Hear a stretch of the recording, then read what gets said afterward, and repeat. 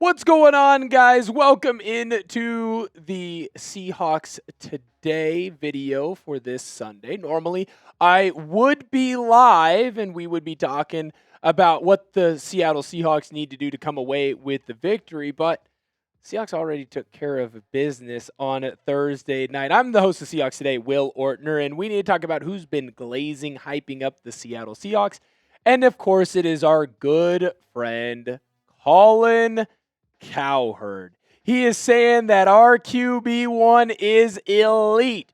And he's also calling out the haters, making sure that everyone knows who the best team in the NFC is because, well, we're the number one team in the NFC, not just the NFC West, but the entire NFC. What did Colin have to say? We'll get into that in today's video. But before we do, make sure that you head on over to social media. Give me a follow at Will Ortner on Twitter and on Instagram.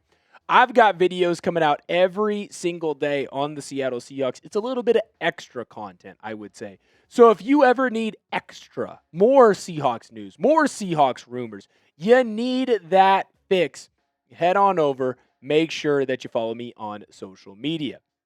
Now, Sam Darnold has been setting records over his last two seasons. What most people don't realize about Sam Darnold, he won 12 games with the Vikings. He won 12 games with the Seattle Seahawks this year. That means in his last 2 years, Sam Darnold is the first and only quarterback in NFL history to have 12 wins in back-to-back seasons with two different teams. Cowherd was quick to point that out, and he was also quick to point out that the Seahawks had a bad game plan for Darnold going into this Rams game. He said, I thought Seattle was overreacted.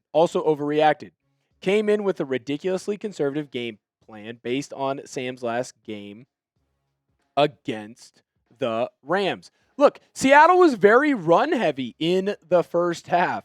It was a rushing attack and a game plan that felt like they almost wanted to have more time of possession dominated in this game, which I actually didn't hate at the time.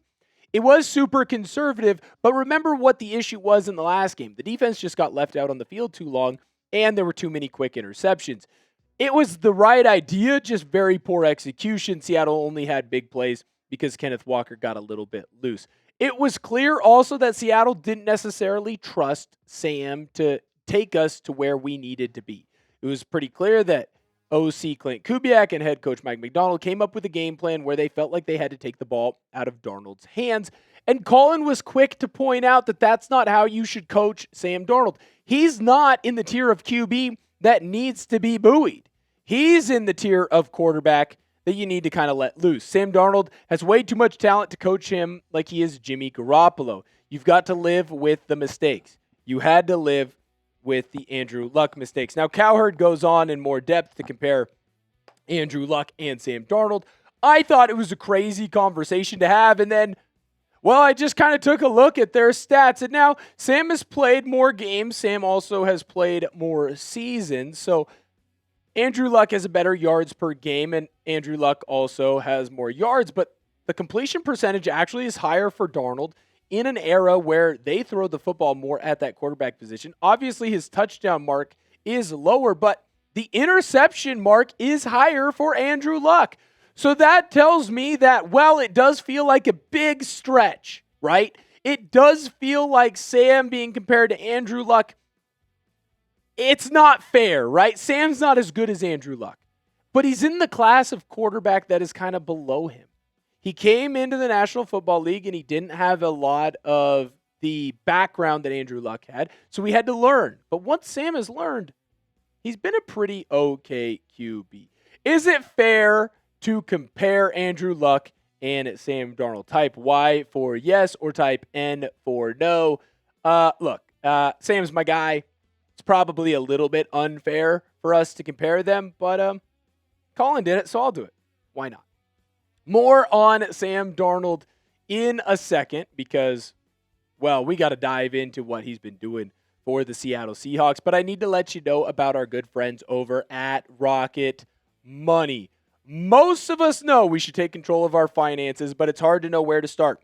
Rocket Money gives you the clarity and confidence to take that first step, helping you cut wasteful spending and take meaningful action towards your financial goals.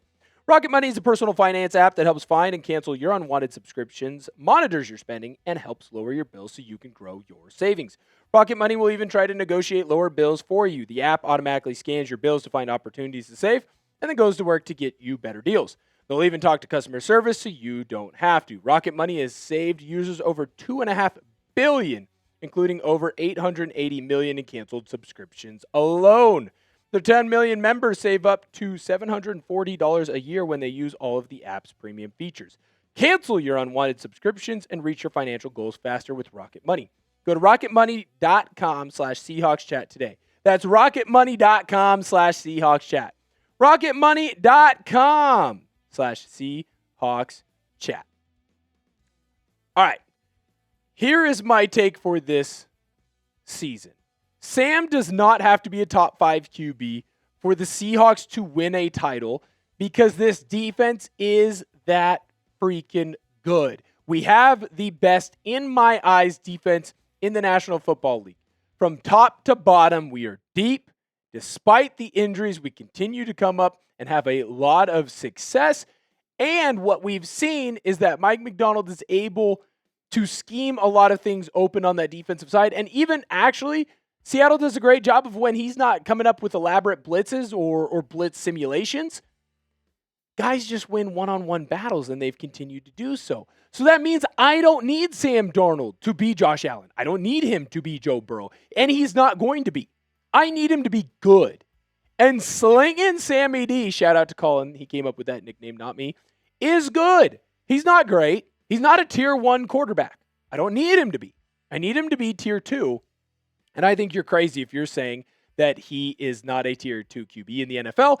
And I think that that should excite fans. He's going to have over 4,000 yards passing this season. His completion numbers are jumping off the page. And while the interception numbers are too high, the touchdown numbers are fine. He's got a decent shot, believe it or not, at getting 30 touchdowns this year. What I think is also important for Sam, and what I think you're seeing the biggest growth for him is as well, is the wide receivers that he's throwing to.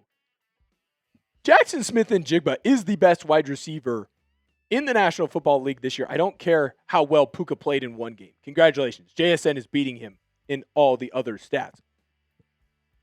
JSN has just set a Seahawks record for most receptions in a single season, most yards in a single season. And while his average is coming down ever so slightly, he is still having one of the best seasons when it comes to average in Seahawks history for yards per catch. Touchdowns, jumping off the page. JSN has been so freaking good for Seattle. And while obviously he gets a lot of his flowers, he also makes life easier 1,000 times on Sam Darnold, and that is massive.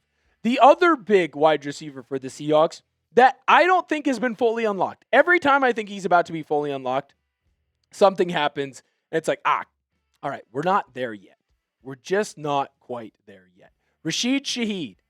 Now, he doesn't have any touchdowns catching the ball. He does have 2 touchdowns on the special team side of this. And if Rashid Shaheed and Sam Darnold can get fully locked in together, if they can have their chemistry fully ready to go, you cannot tell me that this offense doesn't have the weapons around it to help bolster Sam Darnold even more. You just need a quarterback to be good. And Sam Darnold is that. Where Colin was right early on in the year was saying that slinging Sammy D is a good QB and that he deserves more love. And he does. And that was Colin's, I guess, the point of his last little monologue that he had on Friday. Sam Darnold gets overhated. When he has success, no one gives him credit for the success. And when he makes mistakes, people harp on them. Seattle went out and beat the number 1 team, according to most experts, in the National Football League. And instead of hearing, oh, what a great win for Seattle, it was, oh, the refs this. Oh, the bad call here. How is that a 2-point? Instead of Sam Darnold, who threw 2 interceptions, which, by the way, they were bad, and he needs to clean that up. It didn't faze him. He came back in, and he threw touchdowns when you needed him to, and he went through his progressions, found JSN in the back of the end zone to win the game in OT, and found Eric Saubert to get the 2-point conversion. Yes, there are things he needs to clean up. He is not perfect, but he's proven that he can win big games. And I think that is the most important thing to harp on here at the channel. Sam Darnold can win big games. I certainly think so. Do you think so? Type A for agree or type D for disagree down below in the comments. If you disagree, you better cite your sources. I need MLA format. Follow me again on social media. Extra content. First content. It's usually posted out on X and on Instagram at Will Ortner. Super easy to go and give me a follow there. We're growing the brand one day at a time. Thank you guys so much for tuning in, and I'll catch you guys later.